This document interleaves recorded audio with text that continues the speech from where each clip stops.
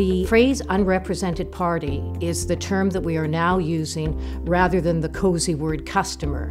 I think if you asked most consumers, they wouldn't be able to tell you the difference in the relationship between a customer or a client, whereas using the direct term unrepresented party alerts that party to the fact that they cannot rely on the licensee for representation or advice. It's something we're hearing a lot about, and we really want to caution licensees against dealing with former clients and buyers as customers. So now, as of March 15th, licensees will be required to make written disclosure on a form approved by council to unrepresented parties. And in that disclosure, they are alerting the unrepresented party to the risks of being unrepresented, to the very narrow assistance that the licensee can provide to that party, and the very strong recommendation that that party seek professional advice.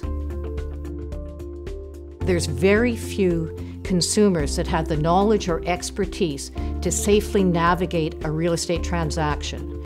Real estate transactions are complex, they're expensive, and they should not be undertaken without independent professional advice. Now, the risks for the licensees, there's a couple that come to mind. The first is if it was found that a licensee failed to make appropriate and proper full disclosures to an unrepresented party in order that they might retain all of the fee or commission that would otherwise be shared if that party was represented. Another risk that licensees might want to put their minds to is the risk of them, perhaps with the best but flawed intentions, of giving advice to an unrepresented party. This could give rise to implied agency. And given that they're already representing, for example, the seller, and in an implied agency relationship with a buyer, this may bring them into the position of undisclosed dual agency.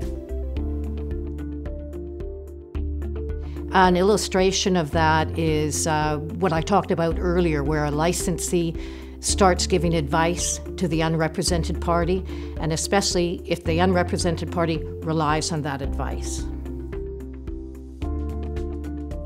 The best practices for licensees in dealing with unrepresented parties, there's a couple of points that you need to put your mind to. First of all, anytime you're building an agency relationship with, for example, a seller, you're going to want to talk to your seller in a really frank way about conflicts that may arise and how you're both going to deal with those conflicts. And in particular now, you're going to have a frank conversation with your seller about your obligations to unrepresented parties, and in particular that you are required to recommend that they seek independent professional advice.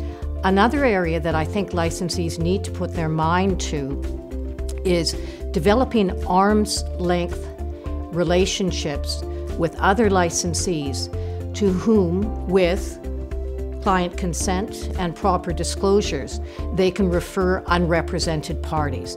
That way they're managing the risk for the unrepresented party, but most importantly, they're managing the risk for their client and themselves.